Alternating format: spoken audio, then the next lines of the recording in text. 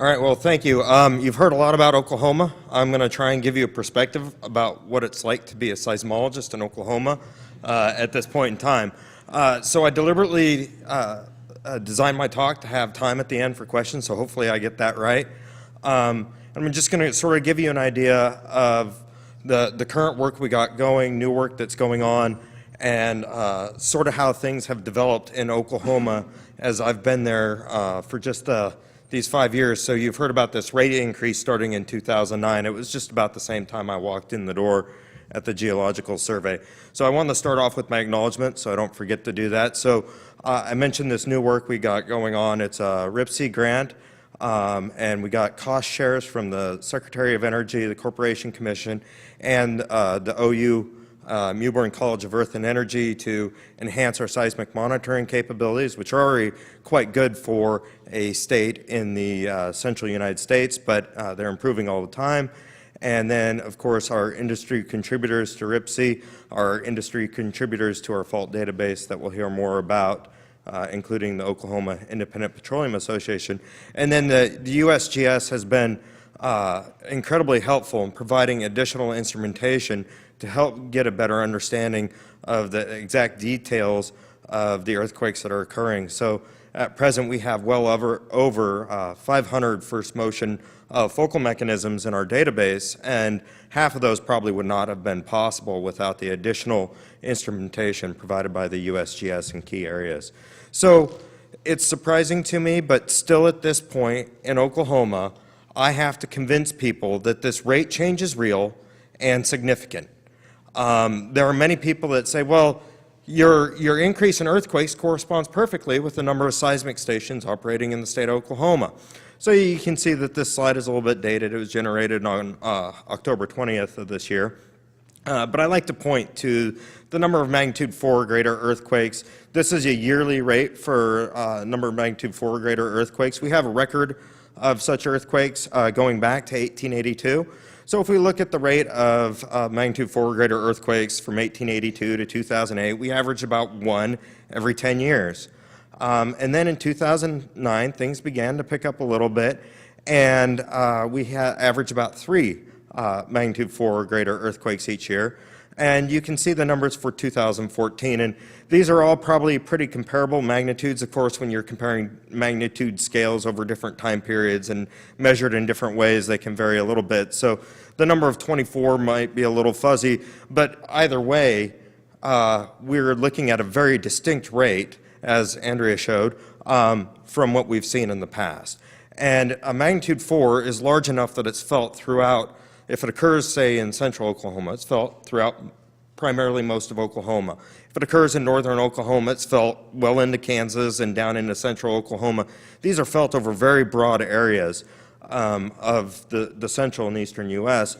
And so not a whole lot of these probably went uncaptured within the historical catalog. We probably have a fairly good accounting for all magnitude 4 earthquakes within the state of Oklahoma, give or take 1 or 2, but 1 or 2 or even 10 or 20 earthquakes in the period from 1882 to 2008 is not going to get us to what we're seeing still this year in 2014. And of course, the magnitude 3 earthquakes show a similar story. We're fortunate enough to hire another seismologist. We started searching last year. Our new seismologist started, and of course we had another order of magnitude increase in the number of earthquakes. So there is actually just as good a correlation to the number of earthquakes in Oklahoma to the number of seismologists working within the Oklahoma Geological Survey as there are seismic stations.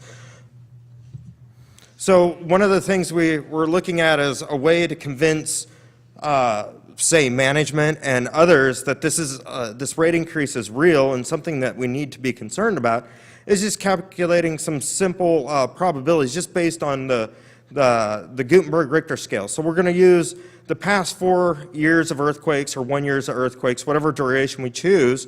We're going to look back and use our A and B values then to look at the likelihood of at least 1 magnitude, say 3, occurring over that time period.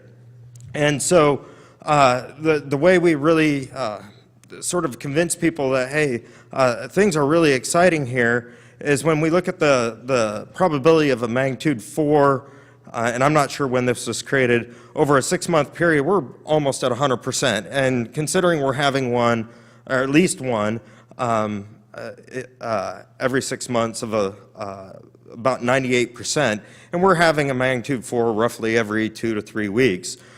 So, you know, these so far seem to be holding up pretty well. We haven't looked at using these in sort of an operational earthquake forecasting scheme, but we're going to begin to do that just to give perhaps the public an idea of what is the probability of, say, an intensity 7 earthquake within the area in which they're concerned with, their county or the areas in which they live.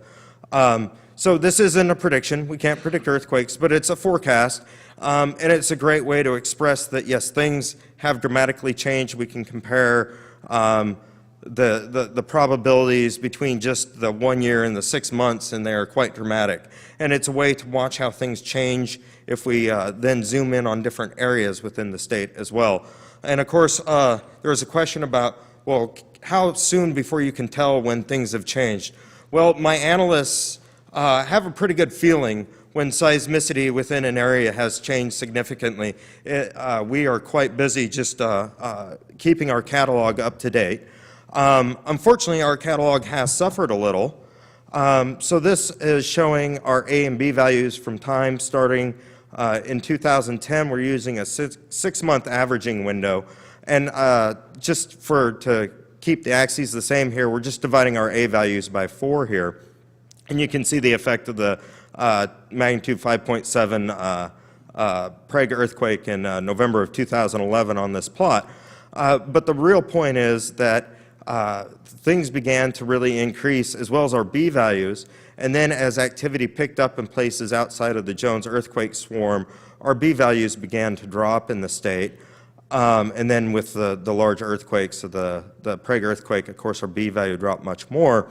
But then our A and B values sort of remained steady through most of 2012 and 2013. At the end of 2013, though, things began to change, and so we're seeing a whole lot more earthquakes and a much greater rate.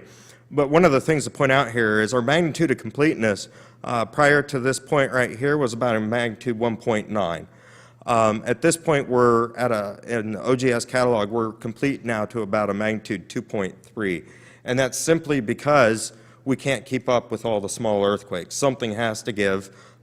We have hired another analyst this year, but we probably need 2 more to get back down to our magnitude of completeness of about 1.9 to 1.8. We automatically locate earthquakes much smaller than that, but we don't put anything in our catalog that hasn't been reviewed so that it's a quality data source for researchers. We certainly are doing our best to keep that magnitude of completeness where it's at, but our threshold that we shoot for now is to make sure we're complete to that 2.5 magnitude threshold. And here's just the probabilities of these different size magnitudes, again based on that same simple Gutenberg-Richter relationship through time. And you can see that we're now at about a 20% probability in a 6-month period of having a magnitude 5 or greater earthquake. So those are pretty good odds. We've been spending a fair amount of time going out into the public and educating the public about how to prepare for earthquake hazards. And of course, we started that, we were doing that even before the earthquake rate changes. So this isn't too different from what Andrea showed. So the greatest amount of earthquakes, or the greatest rate change, has occurred in this area highlighted by blue here. Of course, we have seen that there are other areas where the earthquake rates have increased within Oklahoma. We'll see that again here in a minute. But this area actually captures a very significant amount of the large volume wastewater disposal wells, and I'll show you that in just a minute. But just to show you how the number of earthquakes break down by this region. So in Andrea's talk, you saw them broken down for just magnitude 3 or greater. I just wanted to show you just the sheer numbers of earthquakes we've been recording in Oklahoma. So within that blue region of greatest increase, which includes about 15% of the spatial extent of the state, we're seeing very significant portion, the vast majority of our earthquakes are occurring within that region of central and north central Oklahoma, and we still see a rate increase occurring throughout the rest of the state. One of the areas that you'll is down here where we have some indication, and here as well where we've had some indication of earthquakes triggered by hydraulic fracturing within this region, and there will be a poster Friday on one such sequence that I encourage you to go look at. So this is a slide prepared by Kyle Murray, who's the geohydrologist at the Oklahoma Geological Survey. And this is a summary through 2013. So what Kyle's spent a lot of time doing is going through the Corporation Commission database. And as with any database that has a multitude of data sources and is often entered by hand, there are errors and mistakes within the database. So he goes through well by well and sanitizes the data set. This is very time consuming. He still is not complete with 2013. There's something like a couple hundred wells he has yet to process. So there are more than 10,000 Class 2 injection wells operating within the state of Oklahoma and more than 4,000 disposal wells. But as you can see, in 2013, the largest volume disposal wells shown in purple and blue are up here in the Mississippi Lime Play for the most part, and down here is also part of the Mississippi Lime Play, a little bit in the Hunton dewatering and the Arbuckle dewatering here in Oklahoma City. So we have a very large number of our greatest volume injection wells are within that area of greatest increase of earthquakes. So down on the bottom slide we have the injection zones, and so the light gray show the volumes from enhanced oil recovery, and the dark green shows the volumes by formation for saltwater disposal. And so by far the greatest unit of importance is the Arbuckle Formation. The Arbuckle Formation varies dramatically across the state, but it is a dolomitic limestone, highly fractured, cavernous, vuggy. Its matrix permeability and porosity are quite low, but it has all these secondary features within it. And then it overlies basement. There is often, in many places in Oklahoma, a unit that's referred to by a lot of different names, as sometimes the granite wash, and it's a rubbly, more porous zone that overlies basement and does not provide a permeability seal between this large disposal formation and the basement. So just to kind of flip back and forth so you can see where the earthquakes are occurring in relation to the disposal wells. Clearly there's some strong correlations, and then areas where there isn't as good a correlation. And so those are interesting, and we continue to look at those. So now I'm going to talk about some new work we have going on with the RIPSI grant. And it's really designed to be a 4D geological or geophysical monitoring. So we're also doing then localized studies in specific areas where we can get more data or are of more curiosity. So we want to improve our model predictive capabilities. We want to be able to mitigate this, prevent these induced earthquakes from happening. And so we're going to maintain a suite of progressively updated 3D geologic models and 4D geophysical models and hydrologic models as well. And so we're going to improve our representation and perhaps understanding of preferential flow paths that may be quite important in Oklahoma, and then some of the geomechanical properties and fault characteristics in the subsurface. So it's a pretty daunting task. Sort of the first initial work was getting out and enhancing our seismic monitoring within the region. So this shows our OKRaH seismic network. This is a network of 12 stations augmenting what's already existing within central Oklahoma. And the gray stations here show permanent and temporary stations that throughout Oklahoma. In addition, we're going to be adding 9 new permanent stations. So the OKRaH stations are sort of meant to drop in to sort of augment the central Oklahoma area and the stations we already have and the stations we know we're going to be adding over the next couple months. So one of these stations is already available at the IRIS DMC. It's publicly available. It's KNG1.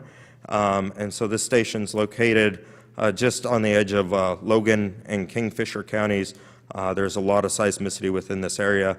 And all the stations that the OGS operates are all available at IRIS, with the exception of the 11 other OKRaH sites. So then I mentioned the 3D geological and geophysical modeling. So this is just an initial effort to take a look at the top of the Hunton Formation. You heard the Hunton Formation described earlier, and then this bottom feature is the basement as we understand it today. So we can create surfaces and then volumes out of these surfaces with varying geological and geophysical properties. So a couple of interesting features here. We have the Nemaha Ridge or the Nemaha Fault, very significant down here in southern Oklahoma and also up into northern Oklahoma and the Kansas-Oklahoma border. Here we can see the Wilzetta Fault, on which the magnitude 5.7 2011 earthquake occurred. And then here on the edge of the Anadarko Basin is one of our most prominent faults, the Mears Fault, which last had an earthquake about 1,300 years ago of about a magnitude 7. Fortunately, it's the one area of the state that's fairly quiescent at the moment. Hope it stays that way. So we build these geological and geophysical interpretations at multiple scales. And so what scale is appropriate for me creating a 3D seismic wave model is very different than what's appropriate for hydrological modeling. And so I am very out of time. We're augmenting these with, oh, I still got the 3 minutes. I'm doing great. So we're also augmenting this with gravity measurements to help constrain our geologic models. We were hoping to maybe do 4D gravity to see if we can see any changes. Those changes from initial modeling look pretty small, and it could be a real challenge to capture that. So I mentioned the database that industry is providing to the state. So what's shown as the skinny blue lines here are the faults that I had compiled out of published literature from various sources, and there are many more sources out there that have yet to be compiled, and I have students working on that. But you can see then the red are faults provided by industry. So we went to industry and asked them to provide faults of significance, and we let them choose what significance was, and then we asked for some basic metadata. How were the faults defined? Were they defined by geologic tops from well logs? Were they defined by 3D seismic? And so you can see we've filled in areas where we had very little knowledge of faults within Oklahoma prior to this. And then we probably got some dumps of what I would not consider significant faults. Here, these little red splotches came straight out of a 3D interpretation out of a 3D seismic. So we are working on improving our understanding of the fault structures and the faults within Oklahoma.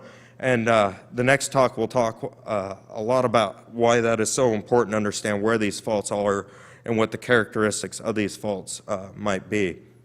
So this has sort of been an evolving thing. Our interactions with the Corporation Commission, the Oklahoma Corporation Commission, is the regulator of UIC Class 2 wells within Oklahoma.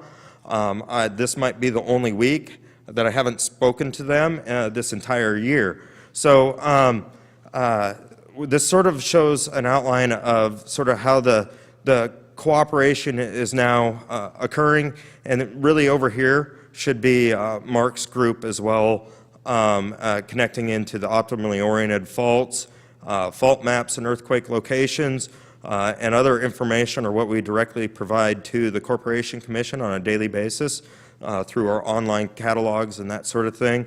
We're improving this fault database, and we continue to do these additional studies and work with collaborators as much as we have time to. So current mitigation steps, I'm at my time? All right. So I'll actually run through these real quick and then end here. So the Corporation Commission has implemented new rules regarding reporting within the deep injection wells in the Arbuckle. They're implementing a traffic light system, as you heard a little bit about, and they've created areas of interest around magnitude 4 and greater earthquakes, a 10-kilometer radius around these, where they go into a further review of injection activities, and new permits are checked against fault maps and background seismicity. Thank you.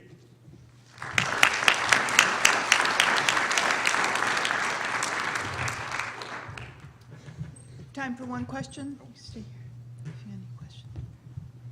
Repeat the question. So with those 4 mitigation steps you have up there, when do you expect the radar seismicity to start rolling over? That's a good, with the mitigation steps we have here, when do we expect the earthquake rates to start rolling over? That's a really good question. A lot of these have been implemented in the last year. And so there have been wells that have been taken offline, wells in review areas which were found to be exceeding their permits in one way or another, forced to either shut in or change the way they operate. So, you know, I think there's a lot more that we can do within the mitigation steps, but I am, of course, not the regulator. And so I hope that at some point I will have a chance to rest and get a handle on my research.